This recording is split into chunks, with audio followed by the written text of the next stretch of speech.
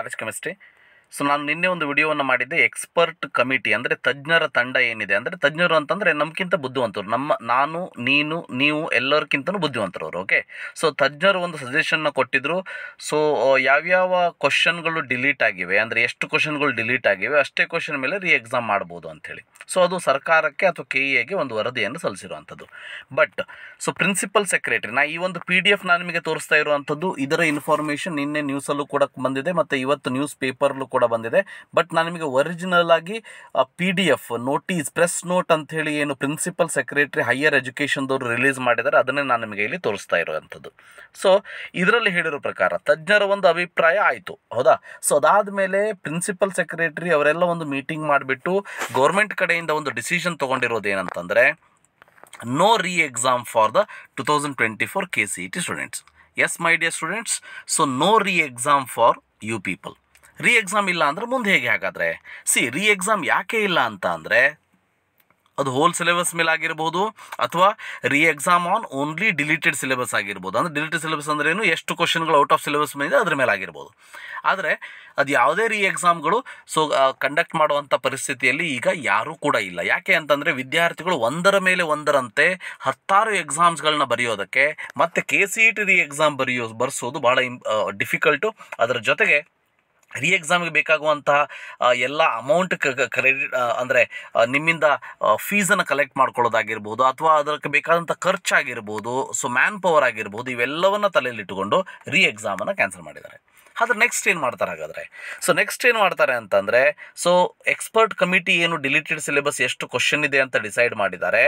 So ಅದಷ್ಟು deleted ಕ್ವಶನ್ಸ್ಗಳನ್ನು so ನಿಮ್ಮ ಒಂದು ಪೇಪರ್ನಿಂದ ತೆಗೆದು ಬಿಡ್ತಾರೆ.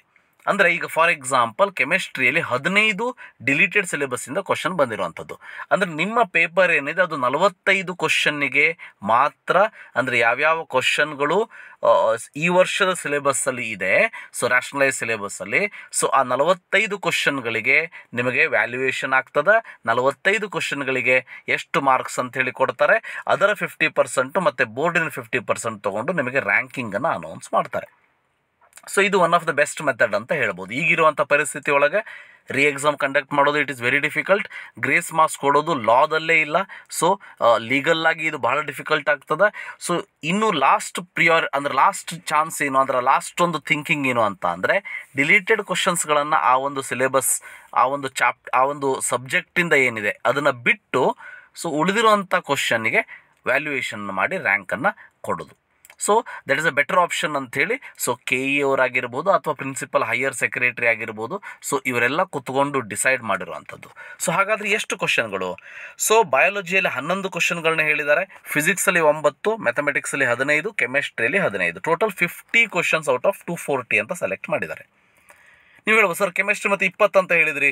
ಸೊ ಇಲ್ಲಿ ಏನು ಮಾಡಿದ್ದಾರೆ, ಇನ್ನೊಂದು ಇಂಪಾರ್ಟೆಂಟ್ ಪಾಯಿಂಟ್ ಅಂತಂದರೆ, committee has determined several questions from the deleted chapter of the rationalise syllabus of 11th and 12th PUC. ಆದರೆ some questions are in the syllabus and chapters of first PUC which the student have learned in the previous year.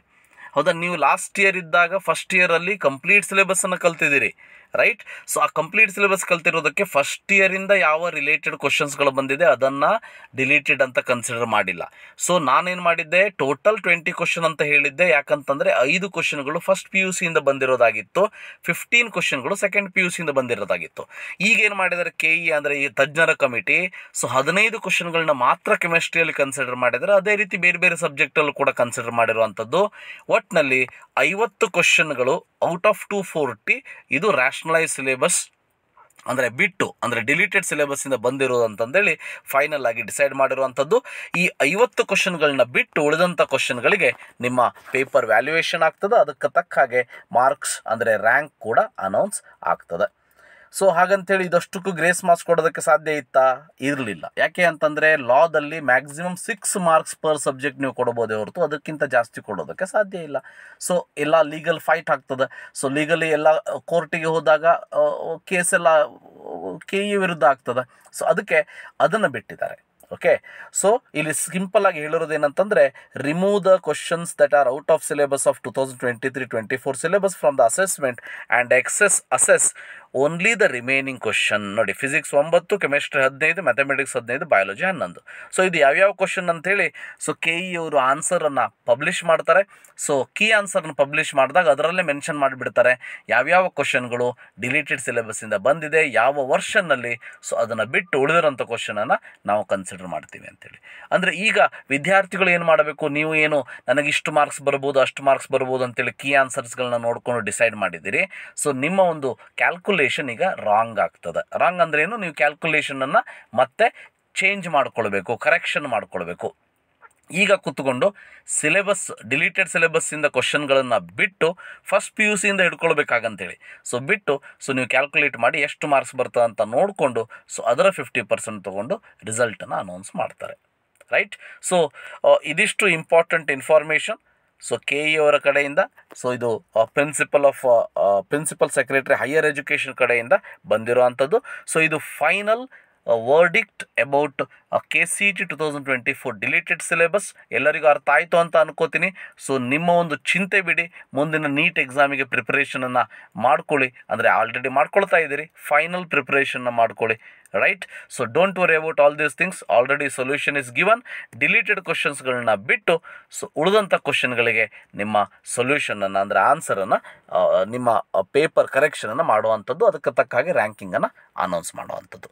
So thank you for watching. ಇದರ ಬಗ್ಗೆ ಏನೇ ಮುಂದಿನ ಒಂದು update ಇದ್ರೂ ಕೂಡ ತಿಳಿಸುವಂಥ ಪ್ರಯತ್ನವನ್ನು ಮಾಡ್ತೀನಿ.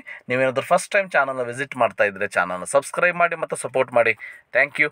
Have a nice day.